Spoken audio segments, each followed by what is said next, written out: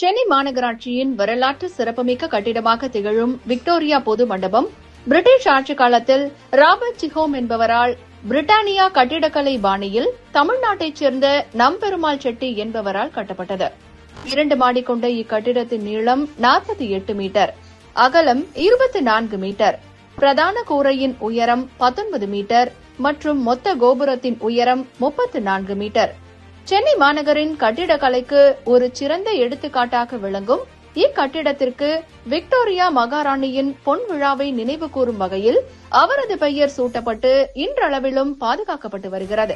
அந்த வகையில் பெருநகர சென்னை மாநகராட்சி சார்பில் சிங்கார சென்னை 2.0 திட்டத்தின் கீழ் விக்டோரியா பொது மண்டபத்தின் பழைய தொன்மை மாறாமல் புத்துயிர் பெறும் வகையிலும் பாதுகாப்பு மற்றும் நில அதிர்வினை தாங்கும் வகையிலும் புதுப்பிக்கும் பணிகள் மேற்கொள்ளப்பட்டு வருகிறது.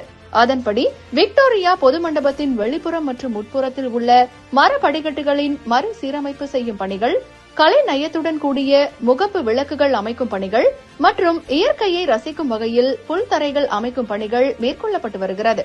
மேலும் கட்டிடத்தின் தரைதளத்தில் அருங்காட்சியகத்துடன் நிர்வாக அலுவலகமும் இணைந்து செயல்படுத்தப்பட உள்ளது. முதல் தளம் மிக முக்கிய பிரமுகர்களின் நிர்வாக இடமாகவும் மற்றும் கலாச்சார இடமாகவும் பயன்படுத்தப்படும். விக்டோரியா பொது மண்டபம் மறுசீரமைப்பு பணிகள் முழுவதும் முடிந்து அதன் பழமையான தொன்மை மாறாமல் மீண்டும் தமிழ்நாட்டின் ஒரு அழியாத சின்னத்தின் கட்டமைப்பாக இருக்கும் என்பதில் ஐயமில்லை.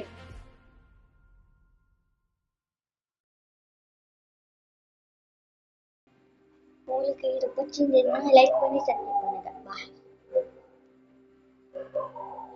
சொல்ல மாட்டேன். லைக் பண்ணி சப்ஸ்கிரைப் பண்ணி அதுக்கப்புறம் கிளிக் பண்ணி யூஸ் திஸ் சவுண்ட் கொடுத்தா ஒரு மேஜிக். சரி பாய். ஆண்டோரமா.